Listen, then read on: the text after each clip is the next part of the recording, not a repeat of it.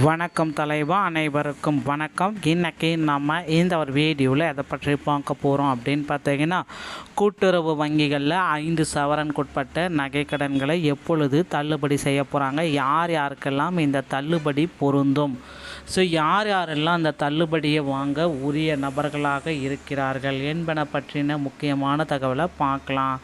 2026ஆம் ஆண்டு தமிழகத்தில் முதல்வர் விஜய் அவர்கள் பதவியேற்றதிலிருந்து கிட்டத்தட்ட 1 மாதங்களுக்கு மேலே 2 மாதங்களுக்கு மேலாகிவிட்டது. ஆட்சியில் நிறைய முக்கியமான அறிவிப்புகளை கொண்டு வந்துட்டுருக்காரு. ஆனால் நகைக்கடன் தள்ளுபடியை பற்றின தேர்தல் வாக்குறுதிகளும் சரி, இதுவரை இன்னும் அறிவிப்புகள் வரலை. ஸோ முதல்வர் பிறந்த நாளாகிய ஜூன் 22ஆம் தேதி இதற்கான அறிவிப்புகள் வெளியாகலாம் என்று எதிர்பார்க்கப்படுகிறதுங்க. அரசு தரப்புலேருந்து இந்த கூட்டுறவு சங்கங்களில் வைத்த நகைக்கடன்களை முழுமையாக தள்ளுபடி செய்யப்படும் அப்படின்ற மாதிரி எதிர்பார்ப்புகள் அதிகமாக வந்துட்டுருக்கு. ஸோ கண்டிப்பாக 3 to 5 சவரன் வரை இந்த நகைக்கடன்களை முழுமையாக அரசு தரப்பில் தள்ளுபடி பண்ணுவாங்க அப்படின்ற மாதிரி எதிர்பார்க்கப்படுதுங்க. ஸோ தமிழகத்தில் எல்லாருமே எதிர்பார்க்குறது என்ன அப்படின்னா, 3 to 5 சவரன் ஆகுது இந்த நகைக்கடன் தள்ளுபடி. ஏன்னா கடந்த ஆட்சிகளில் இது கொண்டு வரப்பட்டது, மக்களும் பார்த்திங்கன்னா இதில் பலன் அடைந்து விட்டார்கள்.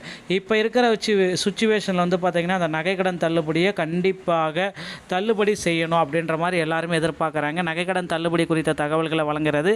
குறிப்பாக முதல்வர் விஜய் தலைமையிலான அரசாங்கம் சுமார் 13,000 கோடி ரூபாய் மதிப்பிலான கடன்களை தள்ளுபடி செய்ய வாய்ப்புள்ளதாக தகவல்கள் வந்திருக்கு. திட்டத்தின் மூலம் பயன்பெற தகுதியான ரேஷன் அட்டைதாரர்கள், மகளிர் சுய உதவி குழுக்கள் மற்றும் விவசாயிகள் சமர்ப்பிக்க வேண்டிய ஆவணங்கள் என்னென்ன என்பன குறித்தெல்லாமே வீடியோவின் வாயிலாக முழுமையாக நம்ம பார்க்கலாம். இத்திட்டத்தில் தகுதியானவர்கள் அப்படின்னு நம்ம பார்க்குறப்போ பார்த்திங்கன்னா, ஸோ முழுமையான தகுதியார்கள் NPHH, PHH, AAY, ஸோ இந்த மாதிரி அட்டை வைத்திருக்கக்கூடிய 3 தகுதி அட்டைகளுமே தகுதியானவர்கள் தான். அப்புறம் BPL குடும்பத்தை சேர்ந்தவர்களுக்கும் தகுதியானவர்கள் தான். மேலும் மகளிர் சுய உதவி குழுக்கள் மற்றும் விவசாயிகள் இதில் தகுதியானவர்கள்.